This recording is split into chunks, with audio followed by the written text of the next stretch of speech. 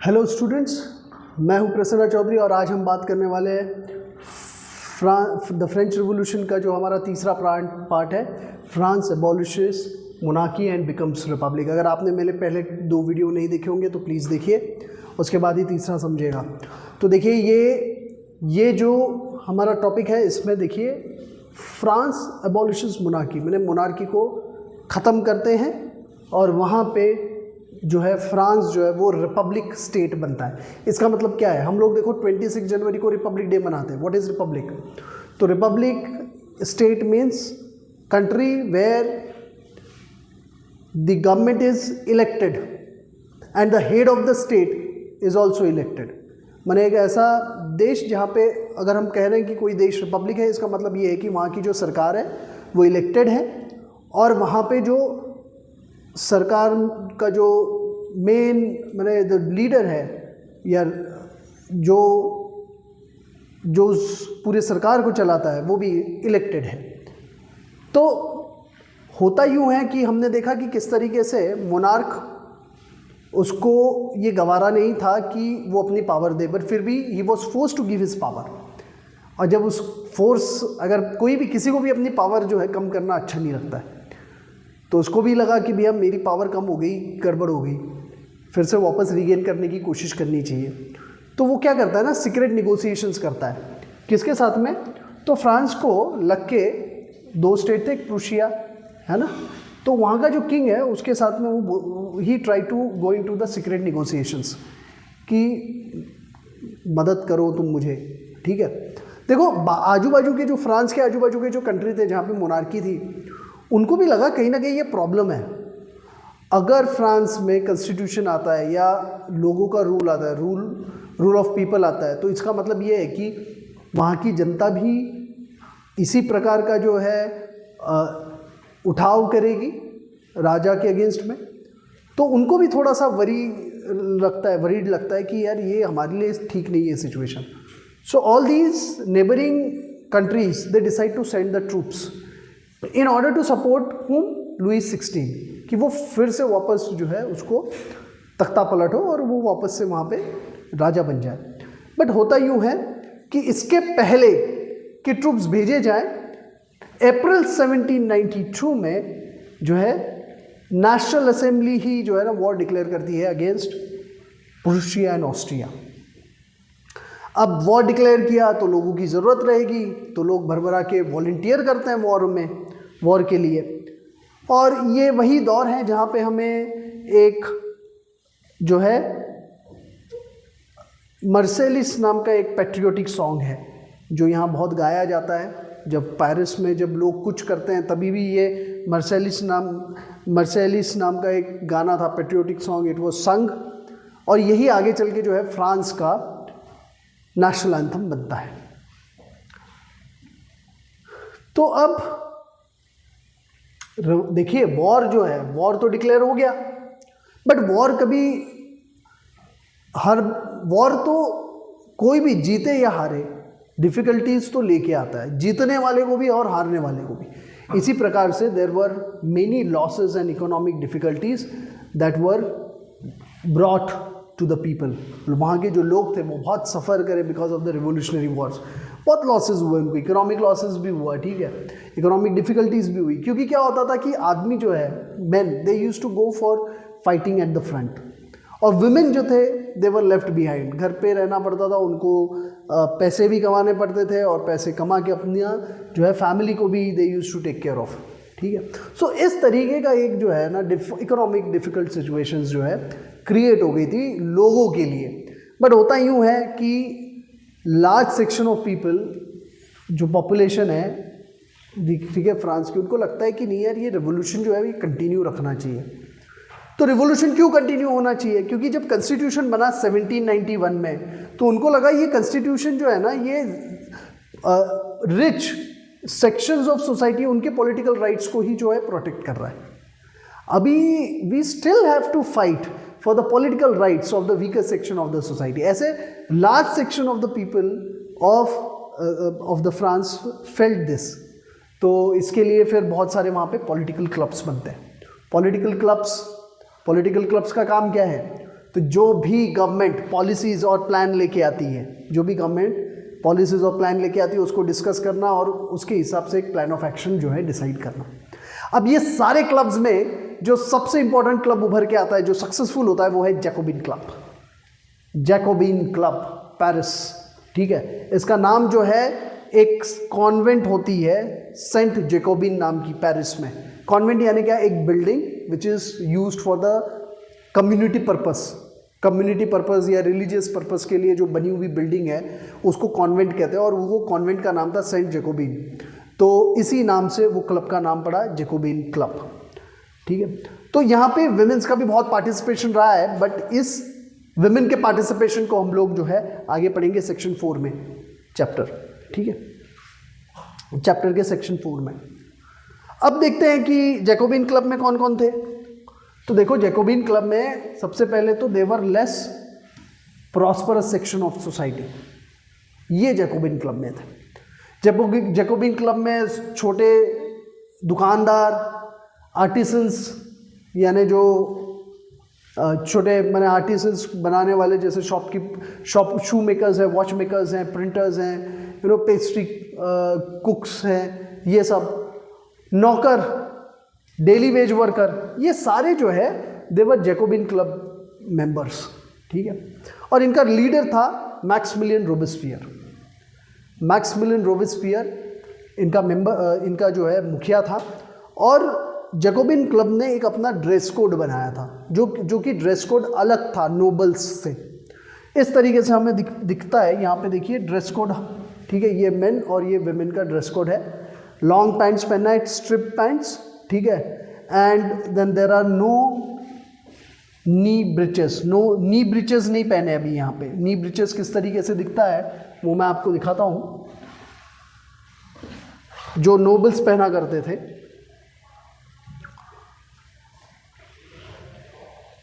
Okay, अगर आप ये फोटो में देखेंगे तो आपको पता चलेगा नी ब्रिचेस कैसे होते हैं। ये नोबल्स पहना करते थे, लाइक दिस, ठीक है। You can see this, these are knee breeches, ठीक है। Now this was not there for the with the nobles, sorry, जो जैकोबिन्स थे वो ये नहीं पहनते थे। और अपने आप को उन्होंने अलग ढलग जो है डिफाइन करने के लिए कि भैया हम अलग हैं नोबल से, इसीलिए they decided to have this kind of a dress code. Not just this, they had a red cap. Now this red cap जो है, it represented what? It represented freedom, ठीक है। it symbolized liberty, okay. And then we see that in summer 1792 Jacobin clubs, what they do, they plan insurrection. What does it mean? Insurrections of a large number of, they feel that कि पैरिसियंस ने इकट्ठा आना चाहिए और उठाव करना चाहिए। उठाव किसके अगेंस्ट में? उठाव करना है क्योंकि there is a short supplies of food and there are high prices of food. Food के हाई प्राइजेस चल रहे हैं, जो सप्लाईज हैं वो भी बड़ी कम है। तो कहीं ना कहीं उनको लगता है जैकोबिन क्लब को कि भैया हमने इन जो प्रेजेंट गवर्नमेंट है उसके अगेंस्ट में उठाव करना चाहिए। और फाइनली हम देखते हैं कि अगस्त 10 व्हाट दे डू, ये जो पैलेस होता है ट्यूलेरिस में एक जो पैलेस होता है, they enter into this palace, they capture, they kill the king guards, they capture the king को पकड़ते हैं और इसको पकड़ के प्रिजन में डाल देते हैं। और बाद में नेशनल असेंबली बैठती है। नेशनल असेंबली जो है ये पूरे रॉयल फैमिली को प्रिजन, पहले तो उसको प्रिजन में नहीं डालते, पहले उसको होस्टेज बनाते हैं, होस्टेज यानी उसको बंदी बनाते हैं। और फिर नेशनल असेंबली जब बैठती है तो वो नेशनल असेंबली वोट करके ये डिसाइड करती है कि रॉयल फैमिली जो है उसको इम्प्रिजन करना चाहिए, और उसको इम्प्रिजन कर दिया जाता है। और फाइनली इलेक्शंस वर हेल्ड, और इलेक्शंस होने के बाद में जो है ये डिसाइड किया जाता है, और वो इलेक्शंस में ये डिसाइड किया जाता है कि जो भी 21 साल के ऊपर के लोग हैं, whoever who has the age about 21 years, now they will have right to vote. देखो इसके पहले हमने देखा था राइट टू वोट के बारे में, wealthy people, sorry not all the people had right to vote. अभी इस बार जब इलेक्शंस हो रहे हैं तो इस बार इन्होंने ये डिसाइड किया है कि 21 साल के ऊपर के जो भी लोग हैं उन सबको राइट टू वोट होगा। अब एक नई न्यूली इलेक्टेड असेंबली आती है, उसको कहा जाता है कन्वेंशन, ठीक है, उसको कहते हैं कन्वेंशन, ठीक है। एंड फाइनली 21 सितंबर 1792, डेट याद रखिएगा बहुत इंपॉर्टेंट है, 21 सितंबर, sorry 1792 not 1972, 21 September 1792 we see the monarchy is abolished and it declares France as a republic. Okay, so finally it happens. Republic is a, then again I told you when this lecture had started, what is republic? Republic is nothing but it's a form of the government, and it also means that the head of the state is elected, right? Okay, so अब इसका मतलब ये है कि कोई जो ruler है या जो there will be no hereditary monarchy. अब जो भी कोई हेड ऑफ द स्टेट बनेगा या हेड ऑफ द गवर्नमेंट बनेगा वो इलेक्टेड ही होगा, इसका मतलब ये है। फाइनली लुई 16 को जो हमने देखा कि उसको the royal family was put into the prison, हमने ये पढ़ा पहले। होता यूँ है कि 21 जनवरी 1793 को this Louis 16 was executed publicly, and same fate with his better half, या जिसको हम कहते हैं कि क्वीन जो होती है मैरी एंटोनाइट, वो भी same fate, you know, same, she was also executed publicly. खैर, अब उसके बाद अभी क्या स्थिति है? अभी फ्रांस में Maximilien Robespierre, he is the head, he is the leader, and Jacobin club is the one which has a major say in the government. अब होता यूँ है कि 1793 से लेकर 1794 का पीरियड अगर हम देखेंगे तो वो एक ऐसा पीरियड है जहाँ पे, जिसको हम कहते हैं रेन ऑफ टेरर। मैंने इस समय पे ये जो पूरा पीरियड है वहाँ पे जगह जगह पे लोग जो है बहुत ही ज़्यादा जो है दे फेल्ट कि यार जो कुछ हो रहा है अभी इसमें, जिस प्रकार का शासन यहाँ आया हुआ है ये टेरर से भरा हुआ है। So this session then we see Robespierre he followed a policy of severe control and punishment. Why so? Because there were ex nobles, there were clergies, ठीक है, उसको लगा ये जो एक्स नोबल्स हैं, क्लर्जीज हैं, we need to punish them. He did that. उसको उन्होंने बोला जो भी यार ये जो सिस्टम के खिलाफ था, जो भी रिपब्लिक के खिलाफ था ना, ये सब एनिमीज हैं and they need to be punished. So we see ex nobles, clergy, they were punished. Other political parties जो रिपब्लिक के अगेंस्ट में थे, दे वर ऑल्सो पनिश्ड। उसके जो पॉलिटिकल पार्टी के मेंबर्स थे जो भी उसके खिलाफ बात करता था, they were also punished. So this kind of, मैंने they were first arrested then imprisoned, और फिर एक रिवोल्यूशनरी ट्रिब्यूनल बैठता था। रिवोल्यूशनरी ट्रिब्यूनल मीन्स, ट्रिब्यूनल बोले तो कोर्ट, रिवोल्यूशनरी ट्रिब्यूनल बैठता था, और अगर वो बंदा अगर वो गिल्टी प्रूव हो गया तो उसको गुलेटिन किया जाता था। क्या किया जाता था? गुलेटिन किया जाता था। What does it mean? Guillotine means एक ऐसे एक इंस्ट्रूमेंट था जिसमें देयर वर टू पोल्स, दो पोल्स थे, है ना, दो पोल्स थे, और एक ऐसा ब्लेड रहता था और उसमें सिर डाल के उसको बीहेड कर दिया जाता था, उसका सिर काट दिया जाता था। गुलेटिन इसलिए कहा जाता है क्योंकि एक डॉक्टर गुलेटिन नाम का एक बंदा था जिसने ये जो इंस्ट्रूमेंट है या डिवाइस है ये इन्वेंट किया था, इसलिए उसी के नाम से ये जो है रखा गया था नाम।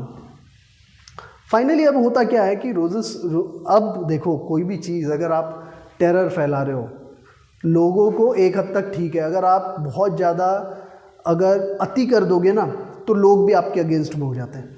ऐसे ही रोबेस्पियर के साथ में भी होता है। तो रोबेस्पियर देखते हैं कि क्या क्या करता है, और जो कुछ भी वो एक्शन लेता है ना, वो एक समय के बाद में बहुत अति हो जाता है, तो उसके खुद के ही लोग उसके अगेंस्ट में हो जाते हैं। तो देखो रोबेस्पियर क्या करता है, तो रोबेस्पियर क्या करता है कि he places maximum ceiling on wages and prices. भैया वेजेस ना इसके ऊपर नहीं जाएंगे, एक प्राइस उन्होंने फिक्स किया, 100 रुपये के ऊपर में वेजेस नहीं जाएंगे, या 50 रुपये किलो अनाज के ऊपर जाएगा नहीं। ये मैं एग्जाम्पल के लिए बता रहा हूँ, ठीक है। 50 रुपये किलो नहीं बोल सकता है वहाँ पे क्योंकि रुपीज़ नहीं थे, ठीक है। ये बस मैं बता रहा हूँ एग्जाम्पल के लिए कि 100 रुपये के ऊपर वेजेस नहीं जाएंगे, या 50 रुपये किलो अनाज के ऊपर कोई जो है ना अनाज का रेट नहीं जाएगा। तो इस तरीके से मीट और bread they were ration means what. अभी देखो हम लोग राशन में जाते हैं, हम लोग लिमिटेड स्टॉक मिलता है। कोई भी बंदा अभी जैसे पब्लिक डिस्ट्रीब्यूशन सिस्टम में जाता है तो उसको लाइक 10 किलो चावल है ना, 15 किलो 5 किलो दाल, ऐसे कुछ एक अमाउंट है, फिक्स्ड है, उतनी ही मिलेगी, उससे ज़्यादा नहीं मिलेगी। उसी हिसाब से मीट और ब्रेड जो है राशन किया जाता था। पेजेंट्स जो होते थे उनको फोर्स किया जाता था कि आप ये सारा ग्रेन्स जो है अपना सिटी में लेके जाओ और सिटी में जाके सेल करो, और वो भी फिक्स्ड प्राइस पे, जो गवर्नमेंट कहेगी उसी फिक्स्ड प्राइसेस में सेल करना है, ठीक है, उसी फिक्स्ड प्राइसेस पे सेल करना है। जो एक्सपेंसिव वाइट फ्लोर था दैट वाज फॉरबिडन। सभी लोग होल मैंने प्लेन मैंने लोफ जो कि होल व्हीट से बना हुआ है वही वाला खाएंगे, मैंने वाइट वाला नहीं खाएंगे। जो होल व्हीट से बना हुआ ब्रेड है, लोफ है, ठीक है, वही खाएंगे। इक्वालिटी हर जगह आनी चाहिए, इसके लिए भी स्टेप्स लिए गए। तो इक्वालिटी प्रैक्टिस होनी चाहिए करके उन्होंने क्या किया, स्पीच और एड्रेसेस उसमें भी चेंज करें। जैसे कि पहले क्या होता था, ट्रेडिशनल वे में लोग जब मिलते थे तो सर मैडम कहते थे, तो सर मैडम नहीं, उन्होंने कहा इक्वालिटी होनी चाहिए, तो अपने स्पीच में और जिस तरीके से हम किसी और को एड्रेस करते हैं उसमें भी बदलाव करो। उन्होंने कहा कि अभी सियोटीन एंड सिटोयन एंड सिटोयनिन माने सिटीजन, मेल और फीमेल को इस तरीके से जो है रिप्रेजेंट करेंगे। कोई भी सर मैडम किसी को नहीं कहेगा। चर्च जो थे, चर्च उनको बंद कर दिया गया और चर्च की जितनी भी बिल्डिंग्स थी they were converted into barracks in the offices में कन्वर्ट किया गया, या तो फिर बैरक्स है ना जहाँ पे आर्मी रहती है उसको बैरक्स कहते हैं, ठीक है। अब जब ये इस तरीके की पॉलिसी जब रोबेस्पियर फॉलो कर रहा था तो एक समय ऐसा आया कि लोगों को लगा यार ये बहुत ज़्यादा हो रहा है, अति हो रहा है, यहाँ पे मॉडरेशन चाहिए, कहीं ना कहीं थोड़ा इसने कम लगाना चाहिए, इसने ब्रेक लगाना चाहिए। तो लोगों को जब ये पसंद नहीं आया तो finally he was also brought in front of the court in July 1794, है ना, 1794 में उसको भी लाया गया। And finally he was also guillotine means what, he was also मैंने सेम वे में जो हमने देखा कि किस तरीके से वो किया जाता है। खैर यहाँ पे एक लास्ट है ये paragraph, directory rules France. What does it mean, what does directory rules France. देखो अब ऐसा हुआ कि जैकोबिन, क्योंकि मैक्सिमिलियन रोबेस्पियर तो गवर्नमेंट ही मैंने उसको लोग ही जो है, ही वॉज ऑल्सो बुलेटिन। अब उसकी जो सरकार है वो गिर गई। जब उसकी सरकार गिर गई तो लोगों ने सोचा कि भैया एक नया मैंने फिर वहाँ पे जो वेल्दियर मिडिल क्लास था, they are the one who come into power. कौन आता है, wealthier middle class after Jacobin club falls. तो उनको लगता है नया कॉन्स्टिट्यूशन बनाएंगे, और नया कॉन्स्टिट्यूशन बना के हम एक काम करेंगे कि जिस तरीके से मैक्सिमिलियन रोबेस्पियर ने पूरी सत्ता अपने हाथ में ले ली है ना, एक आदमी सब कुछ संभाल रहा था, वैसा नहीं होना चाहिए, है ना। तो हम लोग एक नया सिस्टम लेके आते। तो नया सिस्टम क्या रहेगा, तो नया सिस्टम ये था कि उन्होंने बोला कि पहला तो एक ये किया कि जो भी non property section of society है उनको वोटिंग राइट्स नहीं रहेंगे। देखो हमने पहले देखा था कि 21 साल के ऊपर जितने भी लोग हैं सबको वोटिंग राइट्स दिए थे, मेल्स। यहाँ पे उन्होंने कहा कि जिनके पास में प्रॉपर्टी नहीं है, ठीक है, उनको वोटिंग राइट्स नहीं रहेगा, ठीक है। और उन्होंने 2 लेजिस्लेचर बनाई, लेजिस्लेटिव काउंसिल्स बनाई, और ये 2 लेजिस्लेटिव काउंसिल मिलके क्या करेगी, they will appoint directory and directory, यानी एक ऐसा एक एग्जीक्यूटिव क्लब रहेगा जिसमें 5 मेंबर्स रहेंगे। और ये जो डायरेक्टरी है, जो 5 मेंबर की जो बॉडी है, they will decide now what needs to be done, किस तरीके से जो है चीज़ों को इम्प्लीमेंट करेंगे। तो इस तरीके से, ताकि एक आदमी जो है ना वो पावरफुल ना हो जाए, है ना, कॉन्सेंट्रेशन ऑफ वेल्थ ना हो जाए, इसीलिए ये डायरेक्टरी बनाएगी। बट आगे चल के ये देखा जाता है कि डायरेक्टरी यानी डायरेक्टरी के जो डायरेक्टर्स हैं वो और लेजिस्लेटिव काउंसिल, इनके बीच में ना क्लैश होते रहता है, और ये क्लैश के चलते इसका फ़ायदा उठाते हुए एक नया बंदा वहाँ पे पावर में आता है, जिसका नाम है, जो कि मिलिट्री डिक्टेटर होता है, जिसका नाम है नेपोलियन बोनापार्ट। ठीक है, तो ये नेपोलियन बोनापार्ट वहाँ पे एक अलग तरीके का जो है हिसाब किताब लेके आता है। खैर, हम लोग अभी ये पूरे अभी तक के हमने ये देखा, मैंने पहले 3 वीडियोज़ में हमने यही देखा है कि देखो forms of governments are changing. पहले मोनार्की थी, मोनार्की से कॉन्स्टिट्यूशनल मोनार्की है, कॉन्स्टिट्यूशनल मोनार्की से रिपब्लिक आया, रिपब्लिक में भी फिर डायरेक्टरी सिस्टम आया। Forms of government are changing, but अगर हम देखेंगे उन फॉर्म्स ऑफ गवर्नमेंट में एक चीज़ जो थी, जो कॉमन थी, कि सभी लोग ना आइडल्स के लिए लड़ रहे थे। कौन से आइडल्स के लिए?